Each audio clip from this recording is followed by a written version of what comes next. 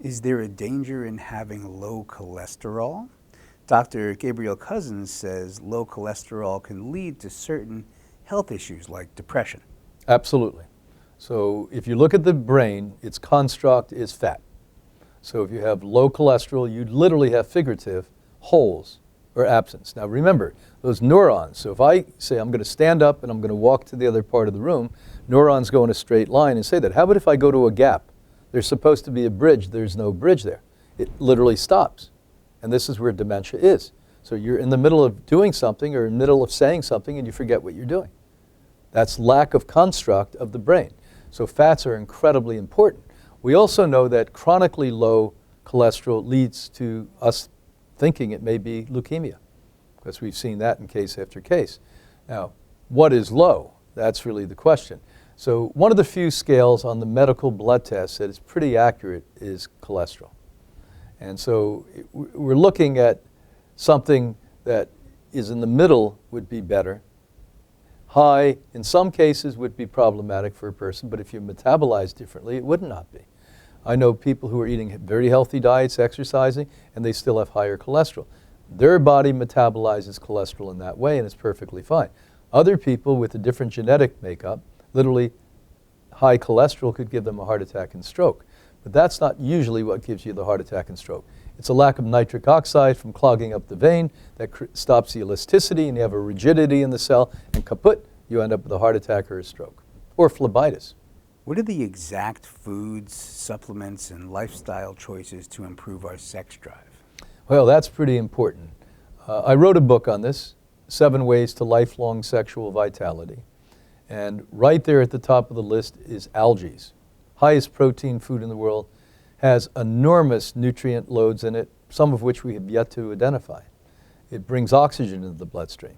So whenever you have oxygen, you literally are going to have better libido, better brain, better heart, better circulation. That's a done deal. How about exercise?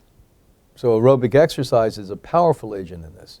Matter of fact, when people have erectile dysfunction or women are disenchanted and no longer have a desire for sex, it's because the capillaries and the veins are clogged going to that area. When we start to move and exercise and eat oxygen-rich food, what is the most oxygen-rich food? Green leafy vegetables. What's the top of the list? Sprouts that you're growing in your home, no matter what time of the year it is, you're actually eating them or juicing them and drinking it immediately. So we see people come back with their libidos like it's going left and right. I also created a supplement with a Life Give line called Circulation Max, specifically for this concern. And when we first made it, it was cardiovascular. Every single person I gave this to test, they were talking about how, and I won't call it, things were happening. They were much happier at that point. At that point, I wasn't taking a lot. I started to take it, and I can tell you it really works. Because it actually has the body create its own nitric oxide, which pretty much comes to almost a halt at 25, 26 years old.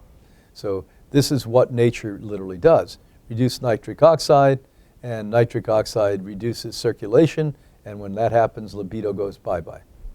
What are the exact foods, supplements, and lifestyle choices to make our kidneys function optimally? You have to understand that potassium, lack of fluid, is the number 1 cause for problems in the kidney. Now what complicates that really well is animal food consumption, because a chelation has to occur, where certain proteins within the kidney can break down plant-based proteins, because plant-based proteins, especially if you eat an algae or a sprout, are broken down from its complex protein to an amino acid already. When you're putting meat in, the poor body, and the kidney specifically is trying to do that, it's incapable of doing it. So you notice that the parts of our society that have the highest amount of kidney disorders are African Americans and Hasidic Jews. And the reason being is they eat the highest amount of animal-based foods. And it used to be those people were uniquely different, no longer. Now we're all eating animal-based foods like crazy people, so I'm seeing kidney disorders going off the map. As a matter of fact, by the year 2075, they expect half the population to have kidney disorders. So high potassium, plant-based foods, good. What's amazing is once you have a kidney problem, you can't take potassiums. So it's what prevents it from happening, but once it breaks, you can't take high potassium. So when these people come to us, we just had a man a month ago come to us. He was on his way to kidney dialysis. I said, give this 3 weeks. You know, his kidney was under 10% functioning. Came back, the doctor was elated. Doctor wasn't interested in why it happened, but this is a miracle. I've never seen it happen. I've been practicing medicine 35 years. It was because we got rid of the animal-based foods, which he was in love with, like I used to be. And he lost 25 pounds, and we got him to get off his ass and start to exercise. That's how he reversed it. I can't tell you how many hundreds of people I've seen reverse the need for dialysis. And by the way, dialysis is one of the most grievous medical devices that there is. And thank God they have them, because people used to die. Now at least they can keep people alive, but you're hooked up to a machine 3-4 hours a week, 3 days a week. You never get off the machine. You have to be close to the center that does it.